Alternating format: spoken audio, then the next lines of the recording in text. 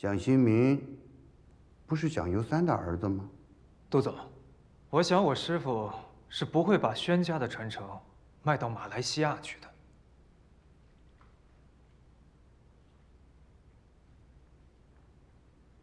杜总啊，你回去告诉你们蒋总，啊，这个做生意呢，讲求诚信，凡是做人呢都要光明正大，这样呢，才能走得更长远。闪叔，你也别光看着别人的赖梨头，也想一想自己的脚后吧。您先看看自己的儿子宣言和宣纸协会的肖会长组了个什么局，还请了这位漂亮的女士唱堂会，精彩的很呐！我们走。你乱说什么呢你？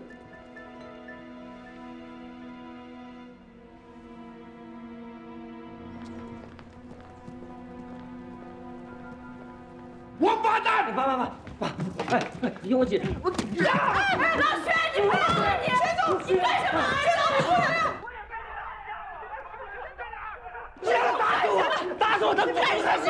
薛总，你怎么下那么重的手啊，薛总？宣言和肖明在一起不是想骗你，他们是真怕你把传家宝给卖了，想把传家宝给你保下来呀！走开！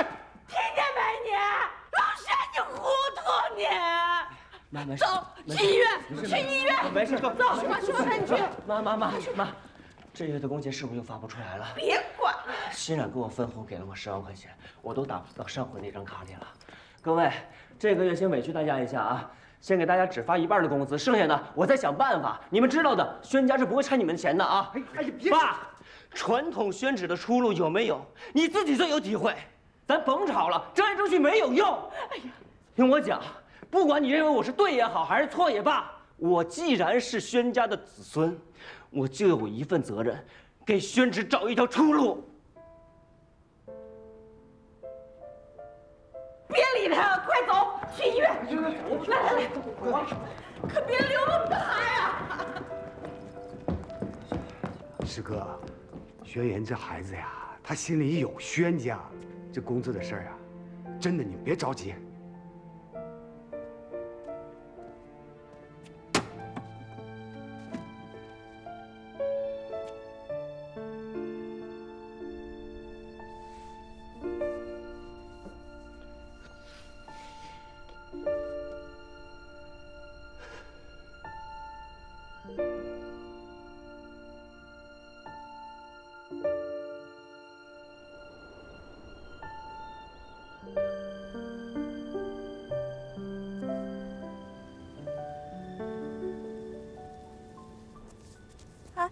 宣纸做的，当然了，那不久的将来，这儿的一切我都要改成宣纸的，包括这座房子。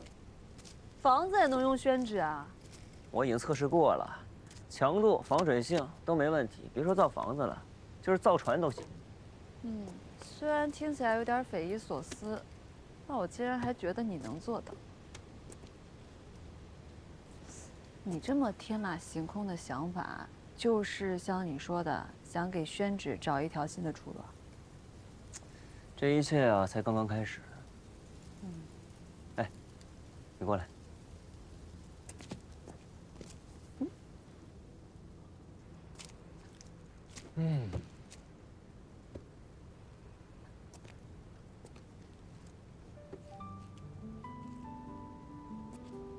闻到了吗？闻到什么？宣纸的味道。我小时候就是闻着这个味儿，看着我爸妈做纸长大的。那个时候他们都很年轻，在我的记忆里，宣纸也是年轻的。我的每一代祖辈都跟我爸妈年轻的模样是一样的，那他们造出来的纸，也都跟他们皮肤一样年轻、顺滑有光泽。可是随着我爸他说话越来越少，白头发越来越多，我妈越来越不爱笑，这宣纸也就跟着一块儿突然就变老了。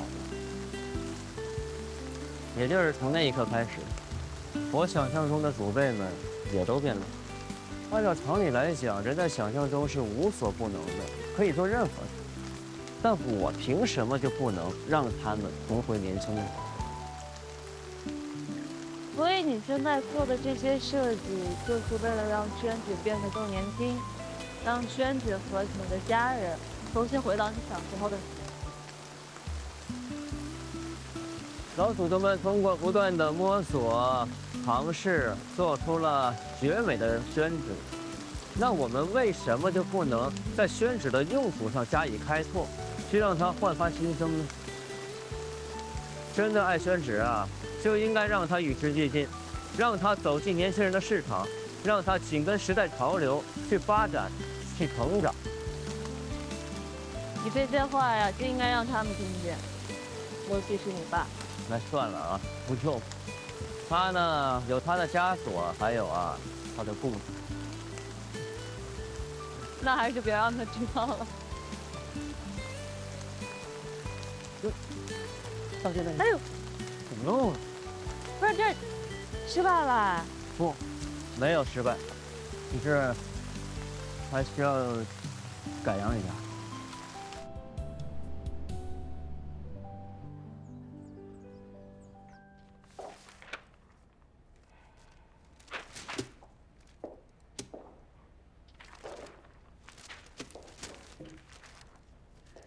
这是宣纸吗？偷工减料，以次充好。通知厂房，马上停工。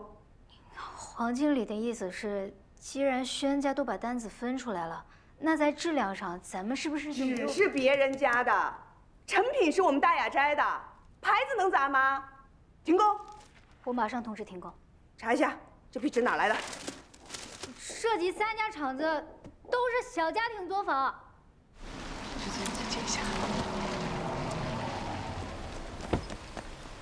孙总，辛总，书记，哎呀，你看，这接到你的电话，我就没敢走啊，在这儿专门等你呢。来，郝书记，你看看，合作才刚刚开始，就出现了这么严重的质量问题，我们大雅斋是不会允许的。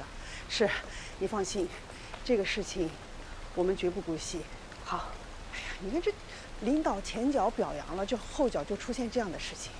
幸亏你这个质量把控严格，要不然传出去啊，真是打了我们桃花镇的脸。依然，你陪辛总去找一下肖会长啊，告诉他我们的态度，务必要严肃处理。我们的宣纸协会可不是摆设，该发挥作用的时候一定要发挥作用啊！明白。那个，金总是这样，我今天县里有个民生工程大检查，我就不陪你了。回头你跟肖会长的商量结果告诉我啊，不行我亲自去找他。好，那你们去啊。我们去宣纸协会吧。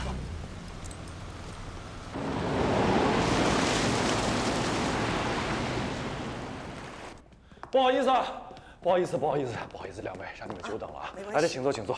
你看，这你们也没提前打招呼，我这水也没泡，我给你们倒点。肖会长，不用麻烦了，我们不是来喝水的，说事儿吧。坐。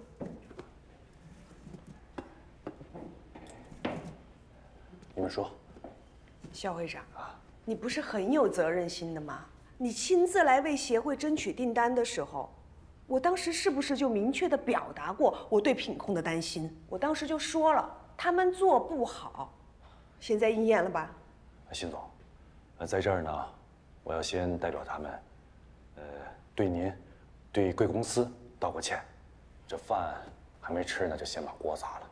当然，我也有责任。哎，咱别说责任了，说怎么办吧。彭书记呢，现在态度很明确，严肃处理。我向你们保证，一定严肃处理，绝不含糊。另外，对于你们和其他客户造成的损失，我会要求他们全部赔偿，1分钱都不会少。肖会长，这不是赔偿的事儿，您要明白，定规矩、立行规，才能保证桃花镇宣纸产业的良性发展，不能有和稀泥的态度啊！我建议，马上召开会议，通报这件事情，然后把质量太差的厂子从协会上开除出去，其他的厂子呢，视情节的轻重，给予相应的处罚。以后协会接到的什么类似的订单，都与他们没有关系。另外，我们重新订立行业规约，然后所有的企业呢，都必须签署相应的保证。我同意这样的处理结果，否则像今天这样的局面真的很难改变。你们看我这个会长，表面上是风风光光的，但实际上我就和这两头受气的小丫鬟一样，我是费力不讨好。你们要知道，这些年都是我把我的订单拿出来给他们做，他们才认我小民这个人，才愿意叫我一声会长。如果我这个协会是个聚宝盆，那就好了，大家随时掏，随时有，我手里握着大把的订单，想分给谁就分给谁，想处罚谁就处罚谁。但事实不是这个样子的。你就拿你们刚刚张罗的这个笔记本订单来说，单子并不大。如果你们处罚的太重了，或者你们说这个新的行业规约里没有考虑到那些老板的利益的话，他们很有可能一生气一冲动就都退出协会了。那到时候我这个协会还有什么作用呢？我还怎么规范市场呢？是吧？可是肖会长，这是两码事儿，不能有和稀泥的态度啊！现在我没有和稀泥。产业做不大，拉不到订单，我们经发办可以帮您想办法，争取把产业做大做强，这是一件事儿。但是该有的处罚没有处罚到位，这是第二件事儿。如果做不到赏罚分明，那桃花镇宣纸企业的管理它就是一团浆。我认为真正的管理是要尊重行业规律的。我会把你的想法汇报给彭书记。肖会长，如果只是从个人来说，我们真的都非常理解你这个作为协会大家长的难处，但是真的抱歉，我们大雅斋也不能砸了自己的招牌。既然刚才你都这么说了，我也只能表明我的态度。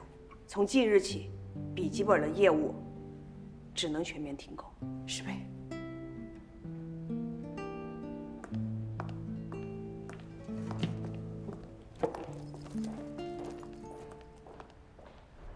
孔子都讲究个有教无类，因材施教。到你这儿，他们就都没救了，非得一棒子打死。这些话留给学生们讲吧，做工作是两码事儿。你要是我闺女，我非得……这些事情要不是严正处理的话，那些厂子有样子学样子，不还是自己毁自己？林依然，你搞什么名堂？搞什么名堂了？你惹的事还少啊！行业内的事儿有宣纸协会处理。你管那么宽干什么？人都告到我这儿来了。像上次闹出那么严重的群体性事件，你怎么不长个记性呢？怕出事就不干事啊。镇上对宣纸企业有指导监督的责任，那我们的出发点不就是为了宣纸良性发展吗？那我有什么错呀？哎，廖主任，快看啊，这就是你的人，就这么说话，你没个态度吗？你没有点……有态度肯定有。林然。走，去走访企业，解决问题。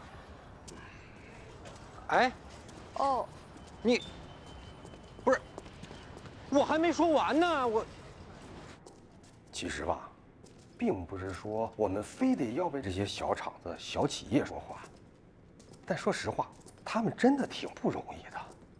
咱就说人工吧，他们用人给的工钱，他指定要比我们高。为什么呀？因为没有我们稳定啊。咱再说原材料吧，这批发价给我们的肯定比他们便宜。这最后造成的结果是什么？就是我们尽心尽力给大雅斋做，那肯定挣钱。但如果他们不偷工减料，那肯定就是赔钱嘛。这年头这么难，谁会去做赔钱的买卖呀？困难呢，我能理解，但是逻辑不对。因为不挣钱就偷工减料，被人同情啊。那您要是这么说的话，餐厅要是不赚钱，就要用地沟油淋巴肉了。廖主任，我跟你说啊，前几天这大雅斋就对我们供的纸不满意了，说什么我们捞的纸质量不稳定，要扣我们钱。我也不愿意这样啊。这捞纸的工人他可不管咱的活儿紧不紧。他要是不高兴了，这一声招呼都不打，这人就不来了。他不在咱家，他可去别的大厂子，这个人员都稳定不住，您叫我这质量怎么稳定？捞纸工、晒纸工，就是我们讲的水深火热。冬天捞纸冻，夏天晒纸热。现在的年轻人宁愿去送外卖、开网约车。也觉得比干这个舒服自由，所以干的人就越来越少了。谢谢领导。别这么说，我都不习惯。这包怎么能你拿呢？来，我拿。别，不敢劳您大驾。这上回我真不是有意的，无意的我也受不了。那个，这中午我请你吃土菜吧，啊，好不好？哎，不用，你这给个面子嘛。不能给。没吃你的你都上房揭瓦，吃了你的我嘴更短了。你这话说的，你放心，这回我一定吸取教训。我不相信，林依然。我老廖摊上你这么个下属，算是倒了霉了。你要是还有点良心，就让我平安退休，就算我记了得了。不是廖主任，我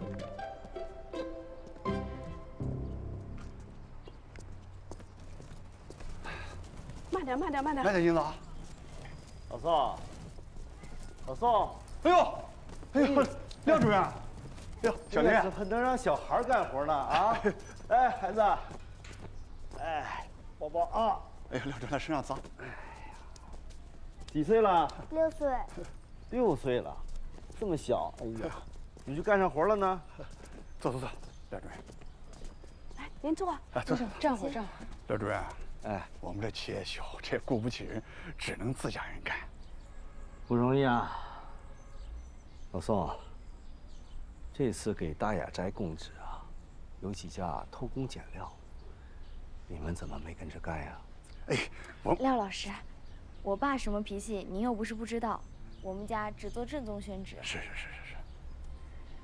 哎，这次笔记本的订单，你们能挣点吧？都投原材料上去了，不过好在人工是我们自己的，多少能赚点吧。就赚个人工钱。你高中毕业了吗？我高3。那正是备考的时候啊，家里太忙了。我跟姐姐一起跟家里帮忙。嘿嘿，真懂事啊，有步。老宋啊，弹皮浆大概多少钱一吨？差不多15万。像他们这样的小作坊啊，没有条件做料。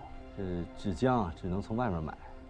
是，廖主任，肖会长买最好的弹皮浆14万一吨，我这都出到17万了，我这质量呀都不如他。哎呀，能买到就不错了。那原材料的紧张的时候还不卖给你呢。是。哎呀，这镇上给的单子，这大雅斋又是个大企业，这质量上我可不敢马虎。这宁可不挣钱，也不能把自己牌子砸了，不是？老宁可不挣钱，也不是办法呀。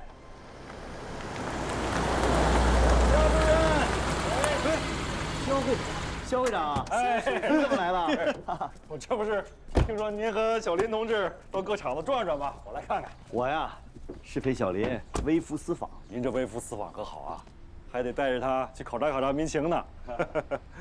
小林同志，哎，民情考察的怎么样？还行。哎，来英子，哎，这是给你的。哎呦，谢谢肖叔叔。好好补充营养啊。这是给老爷子的。哎呀，点心软和，太客气了，小谢谢您，谢谢。你看嫂子。哎呀，哎，复习的怎么样？还行。好好考试。廖主任，我跟您说啊，这肖会长对我们这小企业主特别体贴照顾，凡是在协会的孩子考上大学的，全部给奖励；考上普通大学，给5000；重点大学，1万。不说那个，协会还有这个政策呀？我定的。这协会的会员的孩子呀，都一视同仁，会费嘛，是吧？这个闲着也是闲着，给孩子们更有意义。这个协会还有这么多会费啊？有，这不是大小企业那么多吗？再加上咱们政府还有一些扶持，是吧？肖会长，之前对您的态度有问题，我这跟您道个歉啊。没事，那天我的情绪也有点激动，大家都是好心，相互理解就行。但是不管怎么样，当下这种局面还是要改变。那你的意思是？这次偷工减料的处罚，要不就按您说的办，把大雅斋的损失赔了，然后罚1年不能接协会的订单，写承诺书，永不再犯。您看这样行吗？行，我保证没问题的。该罚就得罚，这是对的。但是，像老宋家这样讲诚信、有实际困难的小厂子，咱们该帮扶也得帮扶。廖主任，这事儿呢，我来解决吧。正好今年原料供应不太紧张，我呢就多进几十吨，然后按原价分给那些小企业就行。你这个会长不白干。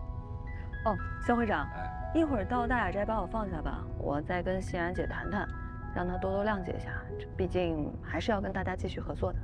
好，多费心啊。应该的，顺便约上她和宣言，我们晚上聚一下。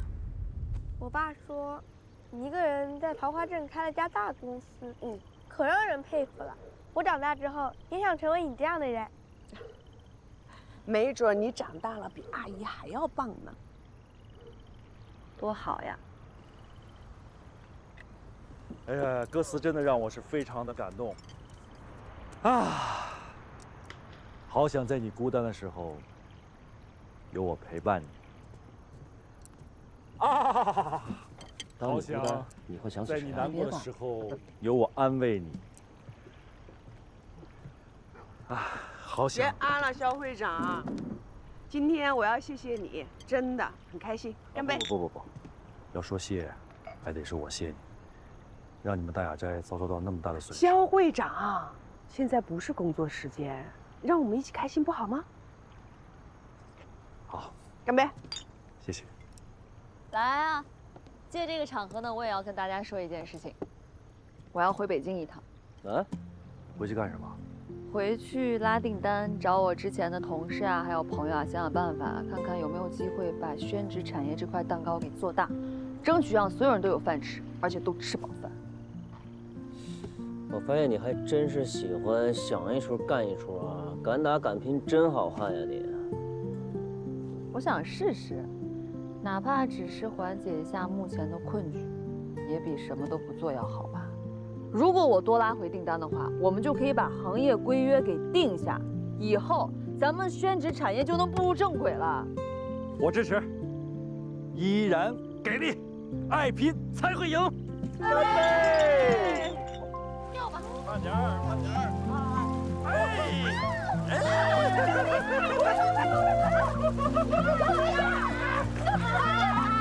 你别把孩子打死啊！北京之行，顺风宣言，你给我等着，等我回来了。林依然，你一个人去北京，为什么我们都认识啊？你别躲，林依然。聊什么呢，刚才？我告诉你，这是我们的秘密。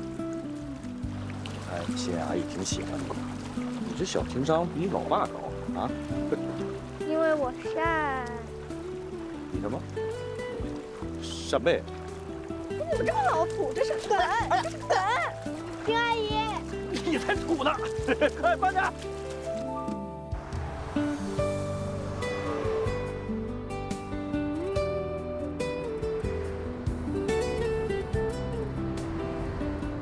说说吧，桃花镇宣纸产业的林大业务员。别提了，还没开始跑业务呢。我不是给你泼冷水啊，跑不跑恐怕区别都不大。我今天问遍了身边所有人，大家一致的反应都是这样的：宣纸听说过没用过，我们现在办公室都无纸化了。所以我说呀，你不配用宣纸。东西确实是好东西，但过时了。你这次啊，恐怕是抓了个烫手山芋在手里。农村是一片广阔的天地，你去那里工作，我是支持的。不过，我的能力有限，打了一圈电话，老同事、老朋友都问了个遍，也就搞到那么一点点订单，简直不值一提啊！老师，您千万别这么说。我刚到北京，您就给我来了个开门红，我都不知道怎么感谢您。我也是农村出来的，你在农村好好干，就是对我最大的感谢。走。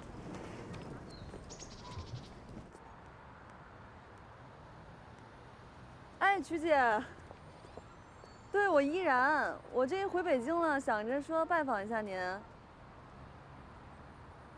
啊，没事没事，这确实太突然了，没关系的。哎，那咱就改天。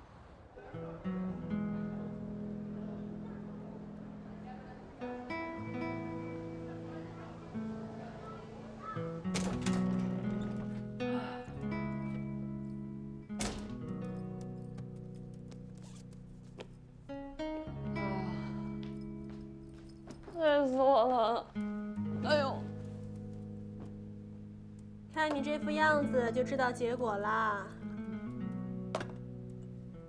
有件事情，我一直犹豫要不要告诉你。你别犹豫了啊，不会比现在更糟了，你直接说就行。艾玛现在在公司负责美术板块的业务。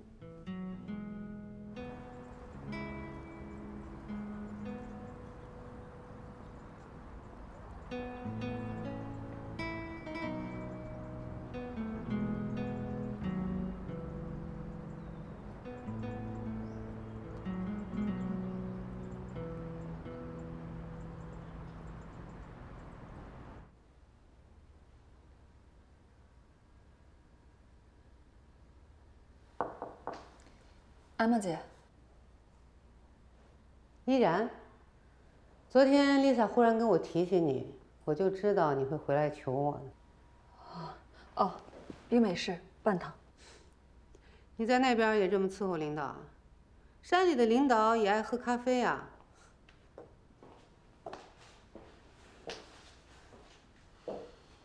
山里确实有很多网红咖啡厅，但是那边也出产很多好的绿茶。我们更习惯喝茶，而且那边的领导不需要人照顾。我就喜欢你这不卑不亢的个性，很自信，也很自爱，所以以前我特别看好你，而且用心的在栽培你。你让我很失望，放下这边大好的前程，不要跑到那个镇上当公务员。你这次回来不会再让我失望了吧？我这次回来不是要工作的，是想请您帮个忙。给宣纸找一条销路。这公务员变成推销员了。为了工作，这身份不重要。你现在不是我的人了，我为什么要帮你？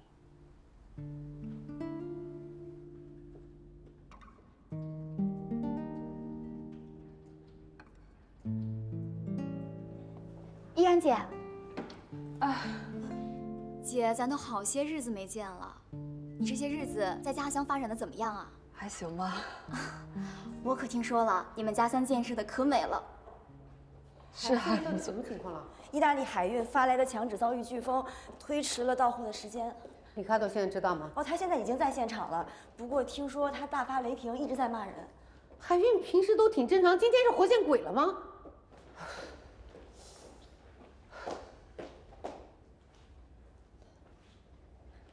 艾玛姐，艾玛姐，我跟您一起去吧。我之前给里卡多办过展，我知道怎么搞定他。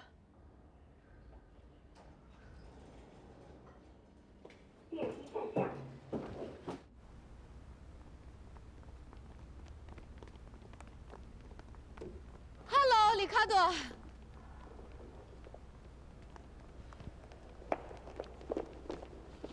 里卡多先生。艾玛，你做的好事。里卡多，我马上想办法。你想什么办法？你能有什么办法？枪支就那么多，现在停在海上，你安排直升机过去接吗？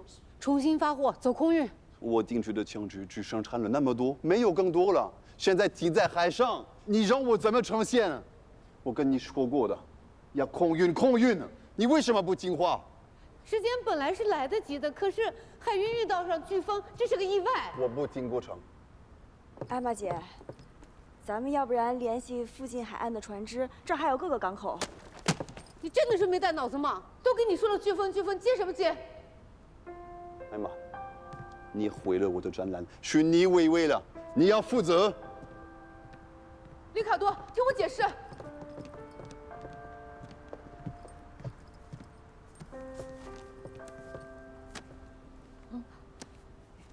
我是新来的，是我自己工作能力不足，没干好工作，还不太适应艾玛姐的工作习惯。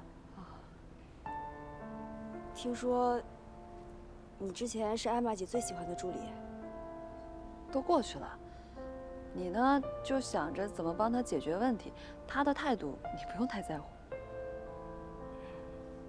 哦，咱们两个加一个联系方式吧，你可以把里卡多的设计方案也发我一份。灵感？艾维，怎么了？宣纸能不能做出墙纸的效果呀？别人不能，我问你呢。无所不能。我跟你好好说呢啊，里卡多的室内装饰设计展急需要一个墙纸材料的替代方案。我呢，现在把他的设计图发给你，你就按照他的设计理念用宣纸设计出来，这很重要啊。里卡多是吧？就那个国际顶流室内设计师。是。而且呢，这次设计展会有很多中国设计师去里卡多的设计里找灵感。如果他接受了宣纸方案，那一定会有很多中国设计师模仿借鉴。这样的话，宣纸壁纸完全有可能在中国高端室内设计领域占有一席之地，成为潮流都是有可能的。行啊，这样，你帮我带一只烤鸭过来啊，不要真空包装，要现烤的。你上高铁前现去买。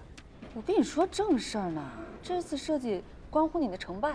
我说的也是正事儿，我保质保量的啊，把你这个墙纸给完成了，你保质保量的把烤鸭给我带回来。真吃啊？啊，我真的很喜欢吃烤鸭。吃你自己得了呗。行，挂了。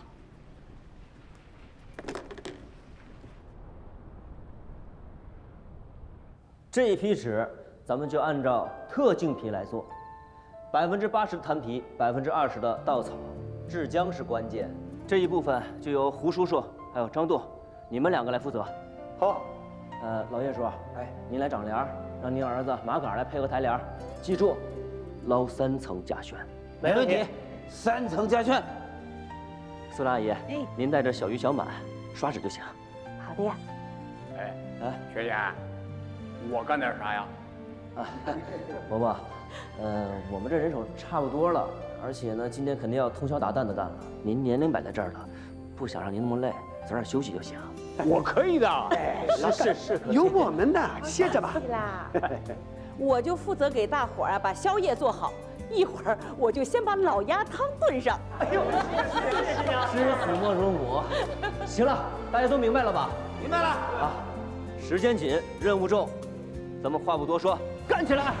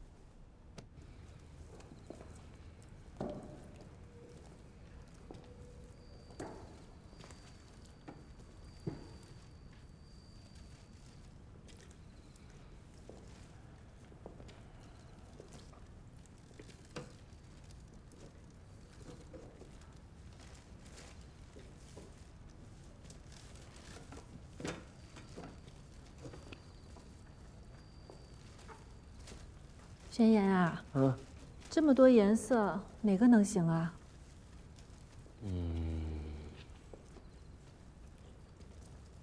哎，苏老爷，这个的颜色大差不差。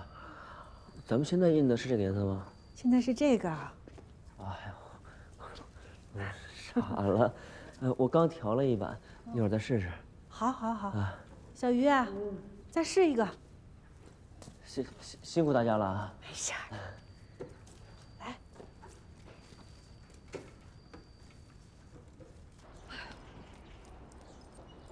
哎 ，Rachel， 什么情况？这艾玛和丽卡多不是约了后天吗？丽卡多临时改变行程，他不去上海了。今天早上起来，他给艾玛姐打电话，说是什么要完成善后的事儿之后，马上就飞回意大利。这怎么来得及啊？指示已经做好了，今天早上航空快递过来。这加急的话，最快也得明天一早才能到啊。啊，那怎么来得及啊？这怎么办呀？你别着急，我打个电话。中国宣纸与意大利设计的结合，这不仅仅是2种材料的嫁接，更像是2种文化的精神共鸣。大家可以想象一下，半透明的纸浆在墙面上投射出山水画般的水墨呼吸，这种碰撞产生的不仅仅是简单的中国风设计，更是类似于佛罗伦萨圣母大教堂穹顶的精密结构。东方的柔成为支撑西方力的美学基础，是诗学和视觉的颠覆性革命。里卡多先生，这里面所有的参数都没有改变，唯一改变呢就是材料从麻变成了宣纸。如果你只是让我听这些介绍，那我就太失望了。我要看到成品，看到摆在我面前的成品，否则我就不会干这个活。不，成品已经在飞往北京的路上了。我什么都不相信啊！我是艺术家，我的作品不能有一丝一毫的损失，否则我就不干你们自己买单了。哎喂，该说不说，这老外挺会找地儿啊。哎，你在哪儿呢？你在船上还是在船下呀？也不来迎接我一下啊？宣言。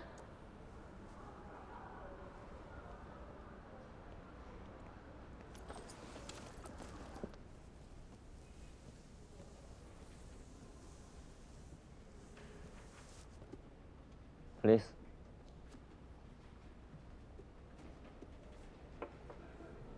我担心快递送不到，我一大早赶早班机，我就人肉给你背过来了，怎么样，靠谱吧？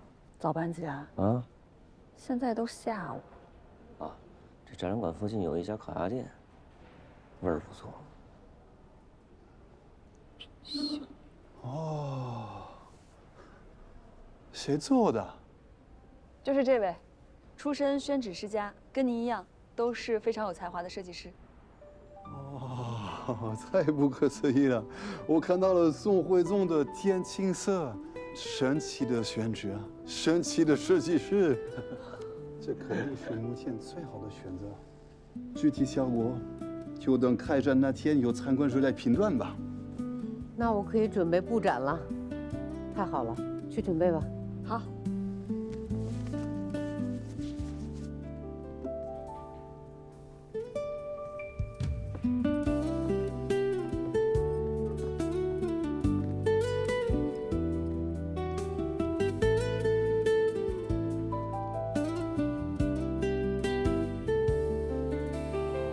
效果非常好，你满意就好。我必须说，在上帝没有向我伸出援手的时候，是你们和宣纸帮助了我。应该的。很多人都是被宣纸做的墙纸吸引来的，并且大加赞赏。我想未来，不光我个人的设计将会考虑加入到宣纸的元素，我还会向所有的同行介绍神奇的宣纸。那太好了啊！林，我们就要成为合作伙伴了。哎呀，来，我带一下。哎呀，还是宣言体贴呀。回头我有些相关的客户还可以介绍给你们，然后啊，他们一定也非常感兴趣。谢谢艾玛姐，谢谢里卡多先生。没白来啊，轩。你让我认识到了中国设计师的思想，我太爱你了。我们能够再深入交流一下吧？可以，这也太热情了。来，这边。哎，山里不光有笋子、土豆，还有帅哥啊！这帅哥不仅帅，还贴心，不仅贴心，还有才华。哎，我一看到他，我就知道你再也不会回来了。祝你幸福。欢迎你也来山里，很有可能啊，你去山里你也不想回来。必须去。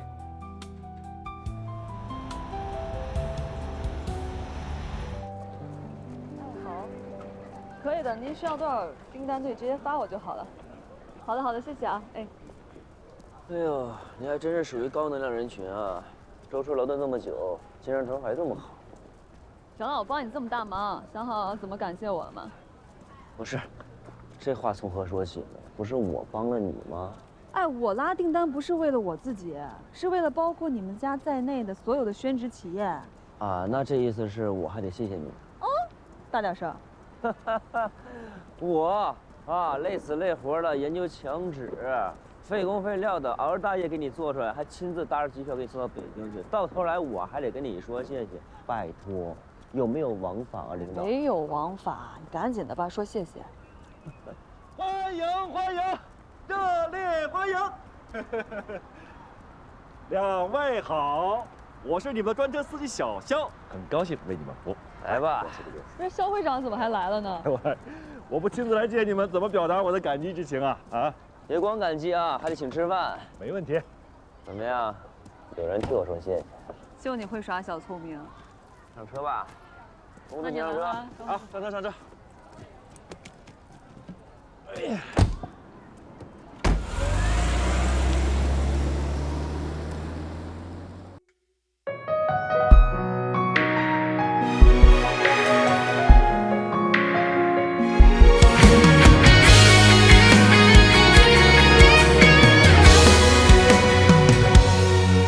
一张薄薄的宣纸，承载千年的底蕴，祖辈传承着记忆，一脉经揣一成溪。淡淡墨香飘江南，千年古镇又灵气。那人那方那工艺，留下多少传奇？这山水灵气，有多少故事，只此那情侣养育着土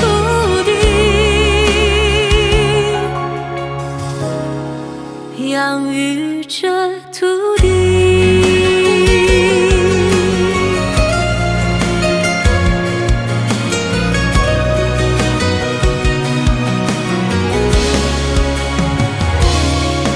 一张薄薄的宣纸，承载千年的底蕴，祖辈传承着记忆，一脉经揣一成溪。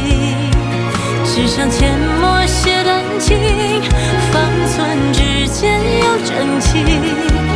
愿以世间多风情。